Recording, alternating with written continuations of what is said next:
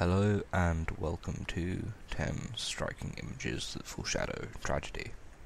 Just a warning, this list may contain images that may disturb some readers. Those with a nervous disposition, turn off this video or just don't look at the pictures really. Number 10. Normal Day in Omagh. On August the 15th, 1998, a car bombing took place in Northern Ireland. It was carried out by the real IRA and resulted in the deaths of 29 people, while further injuring over 200. The bombing took place during the Troubles, which was an ethno-nationalist conflict in Northern Ireland that lasted for over 30 years. It involved lots of attacks similar to this. The car bombing had the highest death toll of any incident during the Troubles, however. The camera containing this picture was found buried beneath the rubble, boasting this snapshot of a quiet street, moments before the impact of the bomb. One of the more poignant pictures published in the aftermath of the bombing, this image is now infamous. The serenity, the smiles, the unknown threat, it all makes for a truly harrowing image.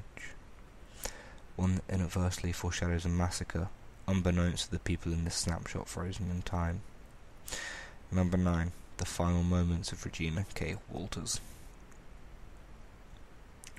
Regina K. Walters was a 14-year-old girl from Pasadena, Texas, who was murdered by a notorious serial killer, Robert Ben Rhodes. One of 3 victims, although Rhodes did claim to have killed more, as many serial killers do. Walters was an unfortunate exception in the way Rhodes toyed with her. Rhodes cut her hair, dressed her up, and took pictures of her in distress, the most saddening of which is the picture you see above. Robert Rhodes was captured in September of 1992, but not before taking 2 more lives. He was sentenced to life without parole, and remains imprisoned in Texas to this day. The picture of this young girl in her final moments, dressed, altered, and stranded with a monster like Rhodes, is a difficult thing to look at. The forceful nature of the lens being pointed at Walters, and the look of desperation on his face, makes this picture a hideous display in human torture, like a cat playing with a mouse, an image that will forever mark the breaking of a single man's psyche. Number 8. The Ronaldo Dagsa assassination. Ronaldo Dagsa was a Filipino politician who was murdered by an armed assailant on New Year's Day 2011. His murder gained worldwide notoriety due to the photograph he had taken of his family just seconds prior to the shooting, which captures the gunman aiming at Dagsa while his lookout stands guard. As you can see in this picture above, Dagsa was snapping a shot of his wife, daughter, and another elderly female relative when the shooter and his lookout appeared and were caught in the flash. The photograph was used as evidence by Dagsa's wife, which led to the almost immediate arrest of both men, though it was believed that there was more to his death than what was originally perceived. Although fascinating, this picture is a testament to the absolute absurdity of life. A man, only 35 years of age, at the very beginning of a new year, takes a picture of his loving family, and simultaneously captures his own death on lens. Guess it doesn't matter who shot first. Number 7. The Beas River Tragedy. On June 8, 2014, 24 engineering students from Hyderabad, India, lost their lives on a college trip when a sudden urge of water was released upstream from their Largi hydroelectric power project on the Beas River. I'm hoping I'm pronouncing that right. The students of VNRVJIET were on an educational tour in Himachal Pradesh, driving from Shimla to Manali, when the bus stopped so that the students could take pictures on the banks of the Beas River. Without warning, the floodgates opened and a torrent of water took the group of 24 by surprise, sweeping them away in an instant, an incident caused by the gross negligence on the part of the Largi hydroelectric power project. While this picture should have been just another fond memory from a tedious college trip on the phone of one young student, it has instead become a harrowing look at the final peaceful moments of a group of friends who have now sadly lost their lives. Number 6. Doomed. The above picture, and the gaudy headline, used ever so eloquently by the New York Post, a paper generally not fit for even cleaning your own shoes, shows the final moments of Ki-Suk Han, a 58-year-old father and husband who was pushed in front of an oncoming train by a man named Davis, a homeless man whom Han had argued with just before. According to witnesses, Han may have initiated the exchange, drunkenly accosting Davis, after leaving home intoxicated due to an argument with his wife.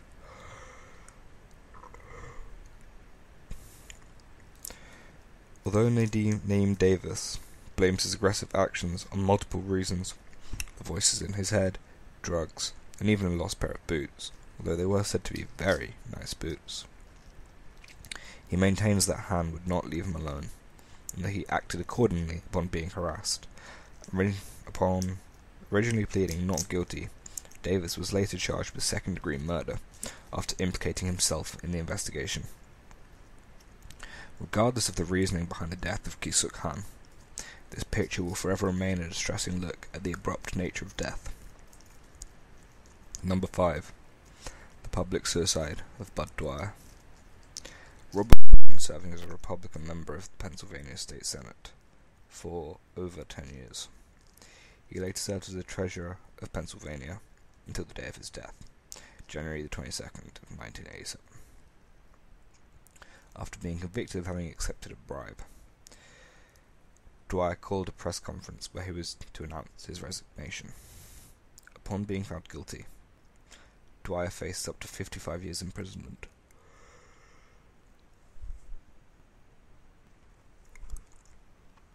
And a hefty fine of $300,000, an unjust punishment in the eyes of Bud Dwyer, since many years later, ex-attorney William T. Smith admitted to lying under oath when accusing Dwyer of bribery. The press conference was broadcast live to television audiences across the state of Pennsylvania.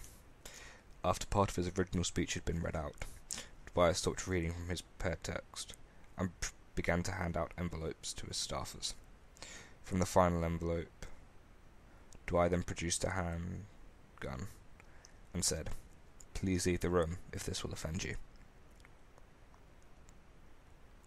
As friends and fellow cabinet members from the audience pleaded, he spoke and stuttered under the weight of their words, quickly pulling the trigger before he could be stopped, dying in office.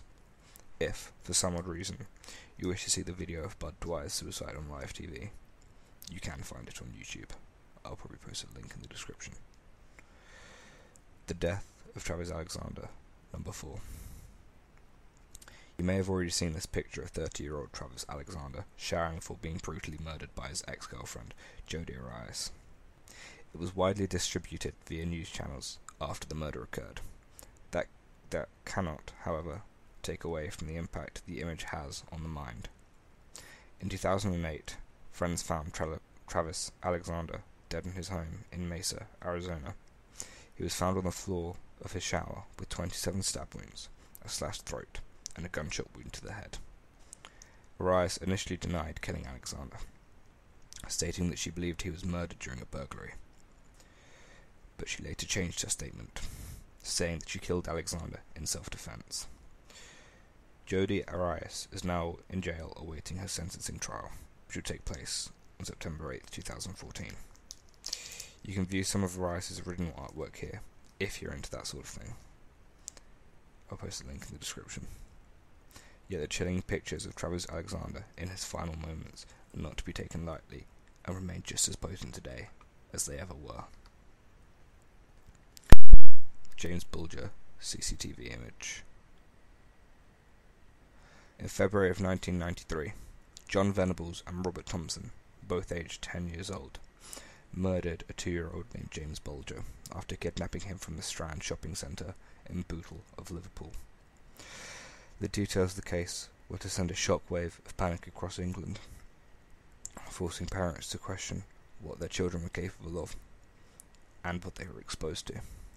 The infamous CCTV image of young James Bulger being led away from me would grace the news channels for months to come, and it would forever remain a haunting look at an infant in his last hours. Venables and Thompson lured James Bulger away from his mother and walked with him, hand in hand, to a railway embankment 2.5 miles, or 4 kilometres, away from the shopping centre. Along the way, the boys were being stopped multiple times, being asked if they were lost, if they needed help, and also being urged to take their younger brother, who would not stop crying, home. James was found 2 days after his death, tied to a railway line in Walton. His extremely horrific injuries were covered in the media, and sparked outrage at the leniency of the court's decision regarding the incident. Venables and Thompson remained in young offenders' institutions for 8 years, getting psychiatric help, until the age of 18. They were released with new identities and subsequently given care and security by the government. Because the government is always looking out for the right people, right? Number 2. Mark Chapman meets John Lennon. On the day that John Lennon died, the earth stood still and mourned.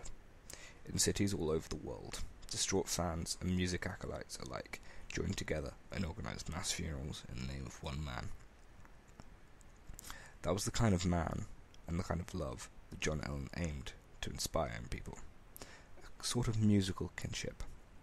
Just 1 month prior to his death, John had released Double Fantasy, his long-awaited comeback album and his first solo effort in 5 years.